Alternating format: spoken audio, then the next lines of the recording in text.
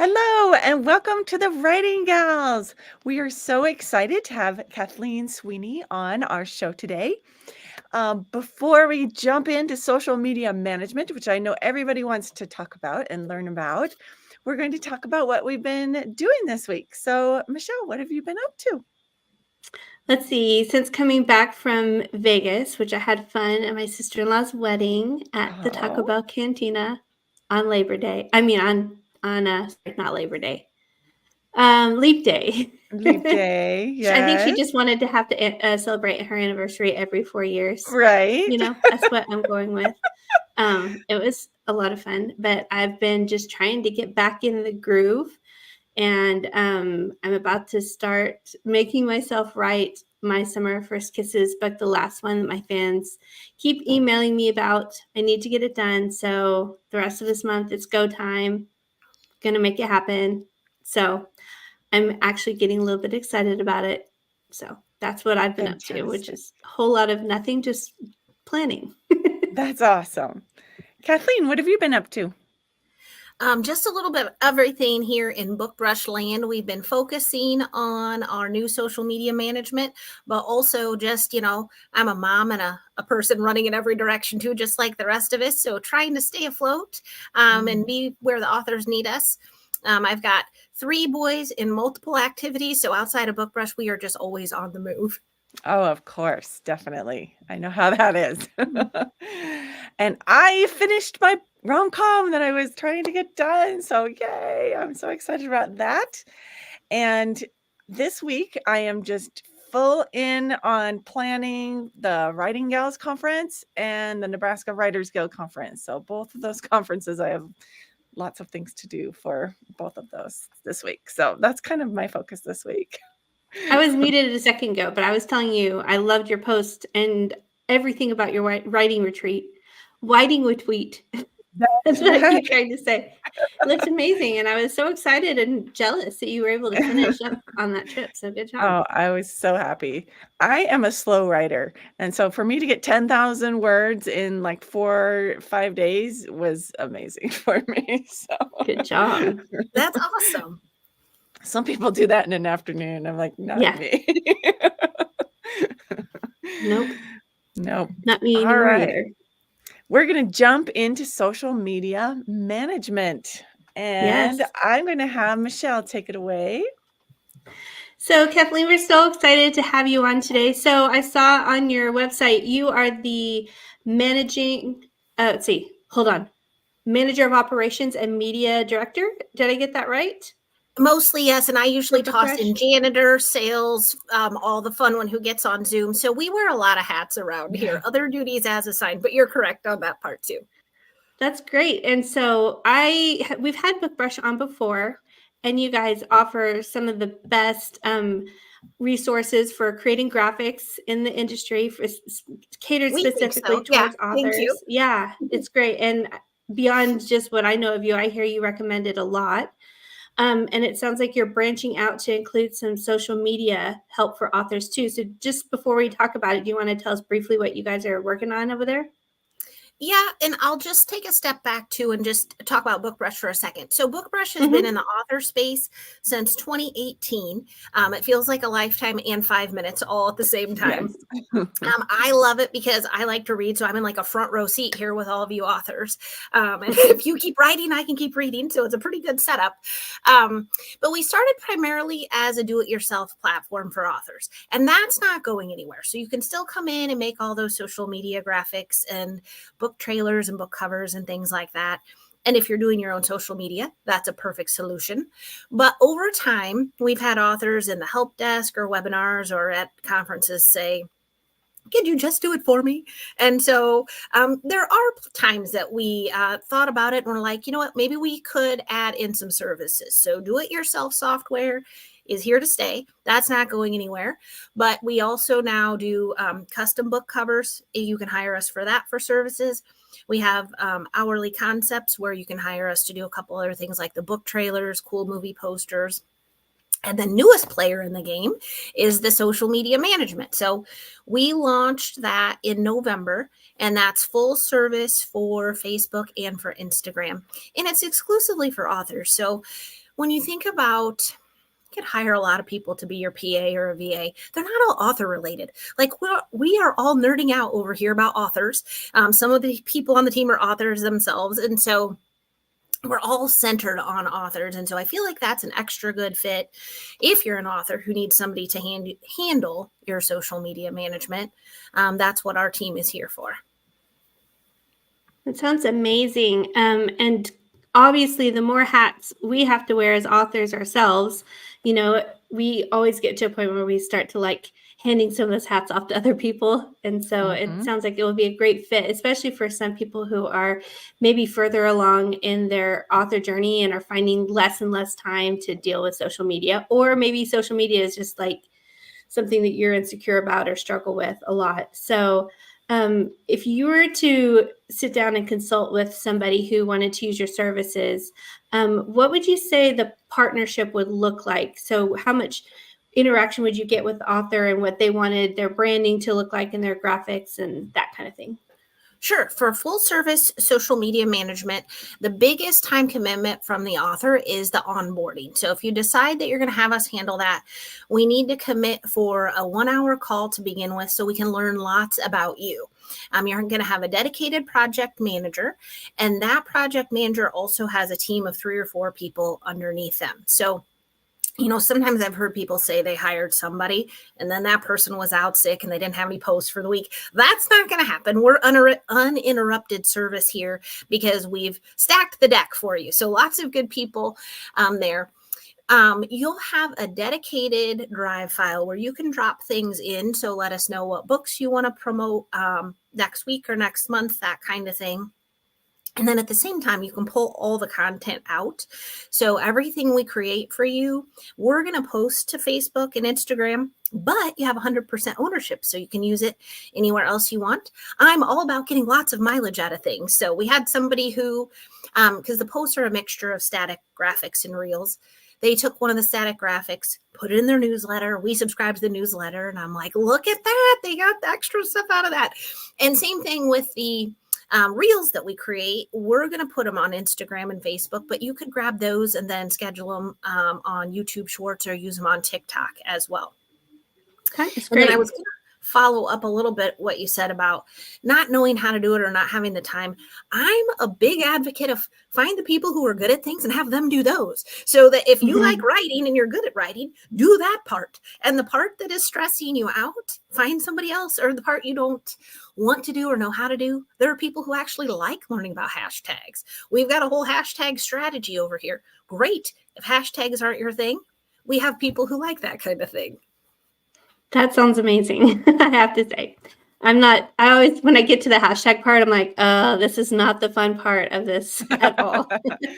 Well, and it's kind of a moving target on hashtags because how many should you use? Is there a maximum, but does that look spammy? Should you use the ones that have a bajillion followers or some that are niched down? So I'm going to give a couple tips for anybody, whether you're handling your own social media. This is also a little part of our secret sauce, but not like top secret.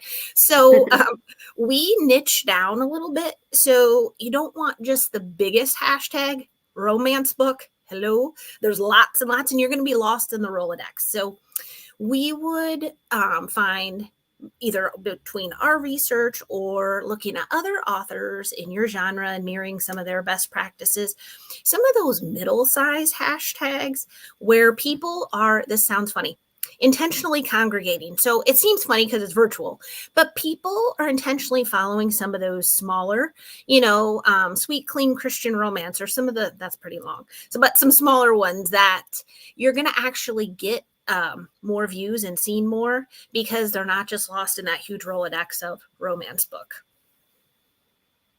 So I'm sure just like we have to, you guys have to keep up with what's trending, what's hot, what's the latest thing. So how do you find the balance as an author, anybody working on their social media, between being authentic and having your own voice on social media versus just trying to stay up on all the trends? I think it's hard if you're the author and staying up on all of it and writing the books. And that's why we get a lot of authors who come in and are like, I'm doing my best, or I only post when I think of something to say, or I have a sale. And so we're trying to get that post more consistently for you. On our side, we have people who watch the trends. Like right now, it seems to be most of the time 5 to 7 hashtags is the right fit. So that's kind of where we're landing on most of our people that we're posting for, but that can move. And so we are monitoring daily, weekly, pivoting when we need to, times of day to post. And it's not cookie cutter. So some authors might get more engagement in the evening and some might during the day. So then we're going to target those times when we do the posting. So I don't know if I have a secret sauce recipe for people on their own, because it's a little bit of monitoring how your results come. It's a long game, I'll tell you that. So if you're going to do it on your own, you need to do it for a while, probably see those results, monitor, and then see, okay, in the morning, I really did get a lot more action. That's when I need to post. When you're looking at the things to track on your own, because this is what we would look for: followers, reach, and engagement. So you need all of those things to head in the right direction. Getting tons of followers, if they're not going to engage, isn't going to help. But by the same token, when I think about, just to step back for a description, reach would be the people looking in the window if it was a shop, and engagement are the people that opened the door if it was an actual one. So we could drop leaflets from an airplane, but if no one picks them up, then we really didn't get any engagement. So a mixture of all those things. So if you're looking at your own results and doing your own posting, those are all the metrics and things you want to watch for and monitor. That sounds good. Yeah, I understand. Yeah. Do you have anything you're wanting to ask before? I feel like I'm just bombarding her with questions. Oh, no, that's fine. I'm just soaking it all in. I am really bad at social media marketing. And so this is something I'm like, ooh, let me learn all the stuff. Yeah. So if you feel like your engagement's doing well, then how would an author determine whether or not it's becoming effective towards actually converting into sales? So we talk about here social proof a lot and the indirect sales. So, and I'm pretty honest with people. If they're going to get in the boat with us, I want them in the boat for the right reason. So if you need this to pay for itself in direct sales, we probably don't want you to sign up, because there might be other things. I'm being brutally honest, but other things that you might be able to do with ads and things that would get you more direct sales. However, social media is a bit of a necessary evil. And so if your long game is to have a whole experience on your page, so if you look at one author and you see pink and purple flowers and butterflies, you get a feel already, what are they writing, versus some suspenseful thriller looking images, Scottish Highlands. So that whole thing comes together. I had one lady, and I think I even told Michelle this before we got on. She told me, I can clean my house, but I'm not getting it done. And I'm hiring somebody to clean my house. And I'm going to hire you to do social media for me, because I'm not getting that done either. Both of those things she could do herself, but they were both really important to her and she wasn't getting to them. What she also said was she doesn't know when somebody's going to stop by her house and she wants it to look nice. You don't know when somebody's going to pop by your social media, Instagram or Facebook. So you can't just hurry up and post quickly and then it looks nice. So in this day and age, everybody's a detective. So they look up things on social media. And I feel like social media is a little bit of your book's job interview. So if they say, did you see Michelle's new novel? And then they look her up and there's not much there. They're like, and maybe your book didn't get the job. They didn't buy the book. Whereas if your social media is this whole professional, well-branded experience, if you will, they're like, click, and then they're excited to buy the whole book or the series or learn more about you as an author. So that's where we say, like, the long game, the building experience. We're working with folks who are investing time, and stepping stones to get there and have that on their social media pages. Do you have any advice for anybody who's brand new to social media? They haven't started yet and they're maybe intimidated. Where would you start? So I think a good way to look at it is look at some other authors in your genre who write similar things to you, who are having great luck out there. What are they posting? How are they posting? How often? What kind of hashtags? And try to mirror some of those best practices. You don't have to reinvent the wheel. Trends are trends because they work. So I think a lot of authors probably have somebody that they aspire to be in their niche or their genre. I'm like, wow, if I only could get this many follows, that'd be amazing, just like so and so. So, what do they say? Imitation is the best form of flattery. So they might not even know you're doing it, but that might be a way to see what kind of hashtags they're using that are different and unique. And then if you're in a do-it-yourself format, see if you recognize. I see a lot of Bookbrush images in the wild, and I'm like, look at that. I can tell that was made of Bookbrush. And so that might give you some ideas that maybe if you spend an afternoon and crank out 30 different graphics, and if you're using a scheduling tool, which is fine to do, you could have that consistent posting. It's going to take time. Our service is a time savings in the long run. But what's your time worth? If you have that time and you want to invest that, then that could work out really well too. That's great advice. Yeah. So part of it for me is that I feel like if I start using social media more regularly, it kind of overtakes my life, and I always tried to find that right balance between, okay, I'm going to allot this much time to my social media this week, and that sort of thing. So I definitely see how having a partner who takes care of that off, and like offloads it. That's what But we're like. it's If you also, want to, you can yeah. just sign in and it's humming along. And like, oh, that's amazing. You don't have to do all of the things. We also dedicate up to an hour a week to comment back and keep the chatter going. So we don't do the inbox, but if people have commented, or we can comment back, or we can make comments, this is part of the onboarding too. We learn how the author would talk so it feels authentic. So if you use a lot of emojis, we will use a lot of emojis. If you do not, we won't. I have one guy who, if it looks like a lady's commented, he said, thank you so much with these hands. And if it's a guy name or something, it's like, thanks, bro. So we are just mirroring that. And it feels, if you commented on somebody's page and they commented back, you're more likely to do the same thing. That's just like the human instinct. So if we can keep that going, then you're going to have more interaction on your page too. Now, what would happen if an author just randomly wanted to go on and post something of their own? Will it mess up your campaign or your look or anything like that? Well, I guess if you're posting a random cactus and you're doing, but no, you can, we're not taking away your access. So we will take the wheel for you on Facebook and Instagram. We have access, but not to the point that you don't. So we've told authors, if you still want to post when it's your birthday, or if the things that make you that your readers like is when you go on vacation and you have a picture of the scenic area, go ahead and do that. If you still want your cat pictures, fine. You can still do those. And then your project manager can work with you to help. You'll have a feel for the times we're posting and that kind of thing. So we don't take away your ability to post.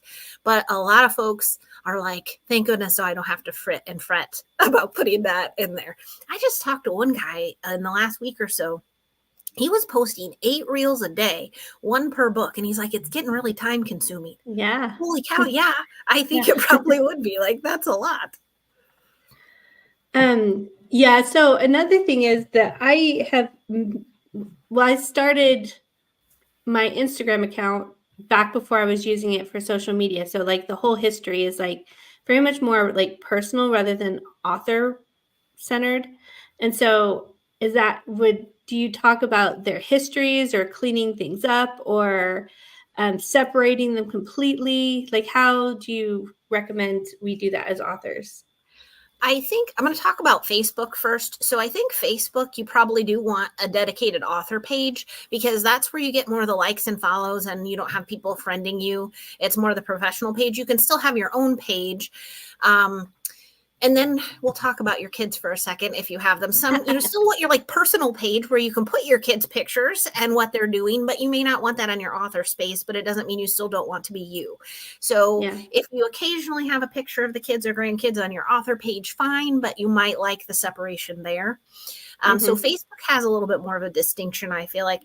Instagram, I see a lot of authors have the author name or writer or, so-and-so books in their page, and it's helpful. So if somebody's looking for you, that might be what they're finding because it associates you with the author. And again, it can kind of just help differentiate your personal life, what you had for dinner and your kids and how you feel. Personal preference for sure, but a lot of our authors have their separate author page. if you have that history in the back end, I don't think it's bad that you need to get rid of it. With our service, we post 6 days a week. So it's pretty rapidly going to start moving in the authory direction. And it's not all buy my book, because I had people say, well, 6 days a week, that seems like a lot. But it's not a call to action all the time to buy the book. If I had somebody with barn quilts, so it was really cool. So there was a quilt background with a quote about reading, so one of her reels had a sewing machine going in the background with a quote. So you'll see things like that in there. We can pull tidbits from your reviews on Amazon. We can get other different parts from your blurb. And so if we know you like coffee, we can sprinkle in some coffee emojis. If there's a dog in your book, there can be a dog. So the whole thing is an experience. And people just like enjoy looking at the images and looking around. And it's not like right now they're sitting on the edge of their seat saying, did Victorine post yet today? But, and they might be waiting a little bit if that's the case. But once we are posting consistently, it's like a warm hug from you every day. They're used to seeing that. That gets the brand loyalty. So if they want to be super fans and you don't have the content there, it's harder for them to be a super fan. And if they're enjoying, if it's Scottish Highlands and you have those background images with all that, they like Scottish Highlands things. That's something they enjoy seeing. So the consistency part is good, but it's also the type of content that we're putting there that's the whole experience. And so then it doesn't feel like it's spammy, because it's just part of the whole experience. I mean, I get an email from Bath and Body Works every day. I do not need anything from them every day, but I haven't unsubscribed. It doesn't bother me. I'll look at it when I want to. Yep. I feel the same way for a lot of my subscriptions. In fact, sometimes I look at the newsletters that I get from a lot of those because I'm like, why am I not super annoyed that I see these in my email, all the time? And it's because, occasionally there might be something that I really want, like a sale or a coupon or, and so, yeah. I think that's a good way for authors to look at it too, because think of how many things you get pretty frequently that you don't find a nuisance at all. You just look at them or you don't. Yep, exactly. Now, what would you do? Go ahead. Are just so sensitive. I think they always think, I don't want to bother my readers. Yeah, we are. We want to hear from you. We're introverts, a lot of us. Yes.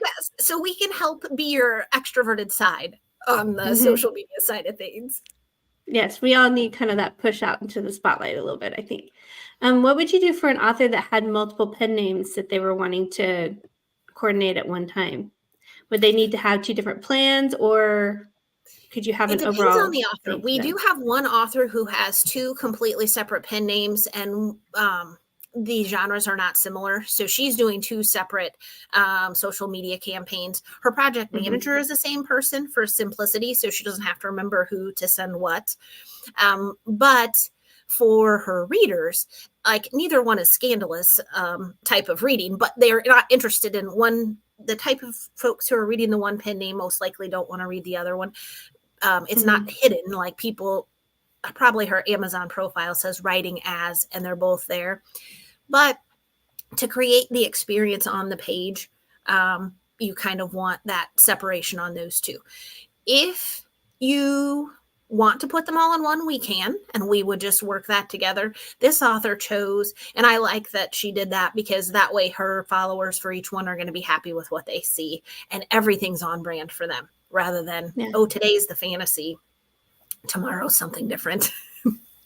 So as far as on the accounting or billing side of it, would both of them need to be paying the monthly fee, both pen names, for example? Or she is, because she is, because there are a mixture of posts and reels for each one each week. So it's pretty much duplicating the work and the content for each one.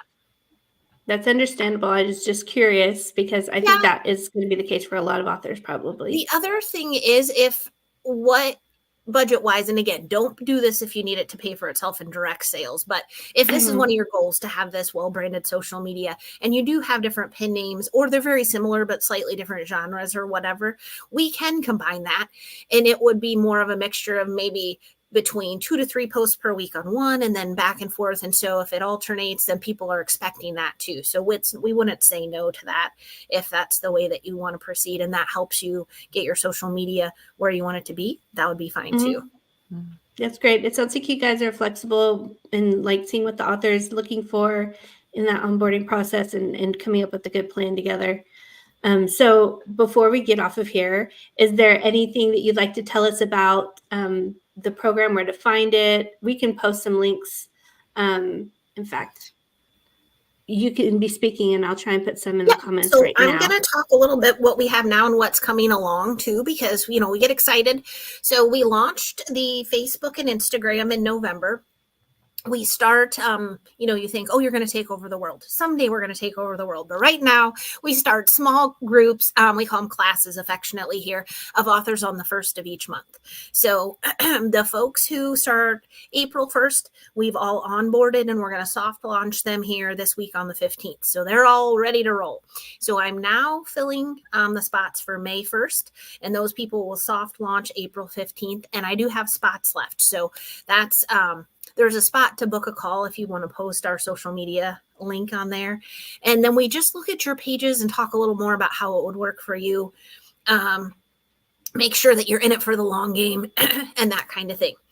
Now, on top of this, we've gotten feedback and surveyed some of our early adopters, and guess what they would like would be more video features. So in May, we are rolling out a video social media plan that's going to be TikTok and YouTube. It's totally different. So when you think about TikTok in particular, a lot of it is the more organic with the author on there.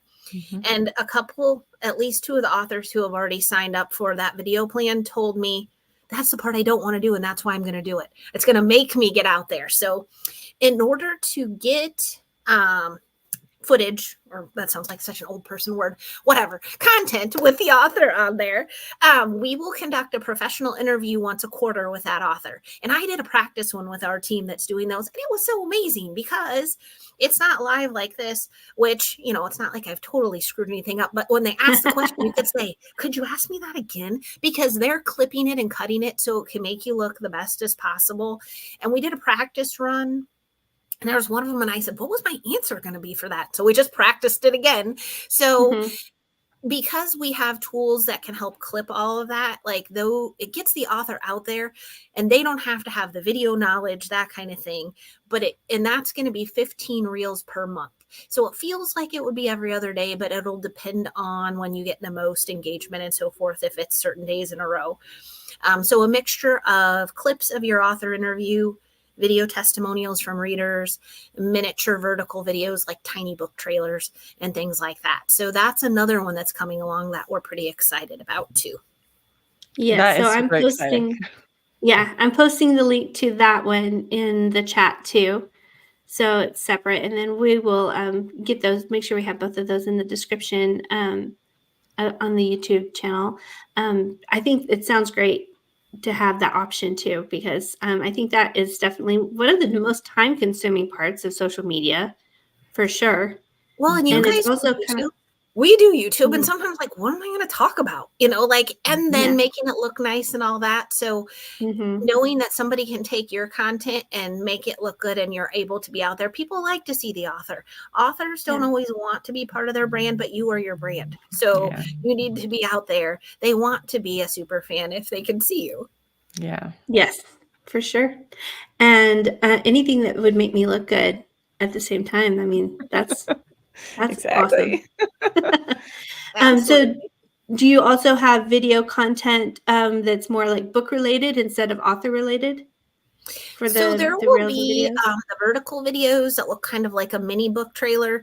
So book trailers, and I'll just dip back to our services where we do the hourly concepts, and you can hire us just for those pieces. So I will say, if you like the idea of all this, but the full service isn't in your budget, or it's not quite what you want, you could also hire us on hourly concepts to just create a couple reels per month that are like those mini vertical videos. They're really cool. They're not salesy. They just capture a lot of the essence of your book. And so those pieces are in the plan we're talking about. Like once a week, you have a reel for Facebook or Instagram. In the other one, there'll be those. So the video plan will have those types of mini book trailer videos, but then also there will be sections, either option A, you could read your chapter and some wording and we can clip that, or we can use different voices, or we can make book trailers that capture that and just put the text from some of the words. So it looks book trailerish, but it's not all just the author on there, because variety, is helpful. People, you just don't always know what people are going to want to watch and what's going to go crazy. Mm-hmm. That's great. So if this sounds like something you've got to check out, that you really need to have in your life, which I think all of us would be there in a heartbeat, go ahead and check out the links for Bookbrush that we have, or just go to bookbrush.com. And Kathleen, we really appreciate you taking the time to come on here and tell us more about your service today. Thank you. I love getting on. This is as in person as it gets sometimes. So it's kind of nice to feel like you got out and got to talk to some folks. Absolutely. And Victorine, I think that the two of us probably can agree that social media with a pro on your side would be a whole lot less intimidating, wouldn't it? Absolutely. Yes. I get a lot of questions from people saying, how do you do all of the things? Right. Yeah. Well, Mm-hmm. some of it you can pay other people to do, and that's nice. Especially and there for are someone that likes to sleep at night, then there's that. Like, Yes. there's only so many hours in the day. I think part of the thing with indie authors is that we do tend to be really kind of controlling, and sometimes it's hard for us to turn it over to somebody else.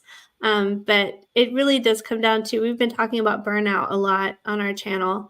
And so if you want to have a fast train into burnout, then try doing all the things all the time, and you'll get there really fast. And if you would like to preserve your sanity and your mental health, then getting help where you can with professionals is definitely an option. And I'm glad that we got to see what you guys are offering in that direction today. Yeah, thanks for having me, guys. Thank you so much. So if you haven't already subscribed, go ahead and subscribe to our channel so that you don't miss our podcasts when they come up, because sometimes we do them on schedule and sometimes we surprise you with one on a special day like today. So you don't want to miss it. So be sure and subscribe. And if you haven't already joined the Writing Gals on Facebook, please do so. We have a great community over there to support you guys. So I will be posting in the Facebook group, but we're going to have our podcast, see if we're going to have a regular scheduled one next week or not. But we can't wait to see you guys on here again. So thanks, everybody. Have a great day. Bye.